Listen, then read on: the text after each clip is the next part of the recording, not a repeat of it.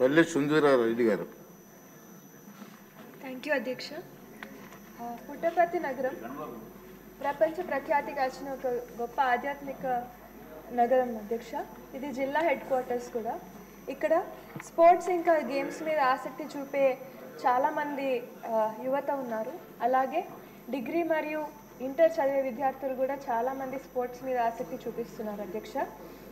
ఇక్కడ వీరికి hockey, football, cricket, volleyball, basketball, kabaddi, kho kho ఇంకా ఇతర గేమ్స్ ఆడుకోవడానికి ఇక్కడ ఒక స్టేడియం చాలా అవసరం అధ్యక్ష. మీ ద్వారా మంత్రివర్యుని ఇక్కడ ఒక స్టేడియం ఏర్పాటు చేయాలని కోరుతున్నాను అధ్యక్ష.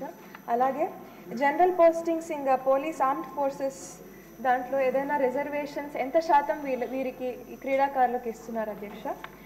ఇంకోటి నేషనల్ లెవెల్ అండ్ స్టేట్ లెవెల్లో మెడల్స్ పొందిన క్రీడాకారులకి ఏ రకమైన ఫెసిలిటీస్ అండ్ ఫైనాన్షియల్ అసిస్టెన్స్ ఏదైనా ప్రభుత్వం ఇస్తుందా అధ్యక్ష. అలాగే క్రీడాకారులకి అత్యుత్తమైన శిక్షణ ఇవ్వాలి అంటే ఈ కోచెస్ చాలా వరకు నేతాజీ నేషనల్ ఇన్స్టిట్యూట్ ఆఫ్ స్పోర్ట్స్లో కనీసం 1 సంవత్సరం పాటు ట్రైనింగ్ చేసి ఉండాలి అధ్యక్ష. కానీ ఇప్పుడు రాష్ట్రంలో పనిచేసే చాలా వరకు కోచెస్ కేవలం 6 వారాలు మాత్రమే ట్రైనింగ్ పొంది వాళ్ళు ఉద్యోగాల్లో చేరుతున్నారు అధ్యక్ష. వీళ్ళకి ఎబిలిటీ ఇంకా క్యాలిబర్ పెంచుకోవడానికి NISలో ట్రైనింగ్ పొందడానికి గవర్నమెంట్ ఏదన్నా స్పాన్సర్ ఇస్తుందా? అలాగే ఈ 30 సంవత్సరాలుగా చాలామంది కోచెస్ ఈ వేరియస్ రంగాల్లో పనిచేస్తున్నారు అధ్యక్ష.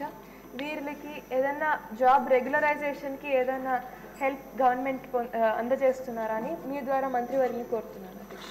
నజీర్ గారు. ధన్యవాదాలు అధ్యక్ష. ముందుగా మంత్రి గారు చెప్పినటువంటి సమాధానంలో 35 లక్షల రూపాయలు క్రికెట్ స్టేడియంలో క్రికెట్ ఫెసిలిటీ కోసం, అలాగే షాపింగ్ కాంప్లెక్స్ కోసం 65 లక్షలు అన్నారు. ప్రస్తుతం బ్రహ్మానందరెడ్డి స్టేడియం పరిస్థితి ఈ విధంగా ఉంది అధ్యక్ష. ఒకసారి చూడాలి సార్. ఇది మెయిన్ ఎంట్రన్స్ సార్. ఇది 65 లక్షల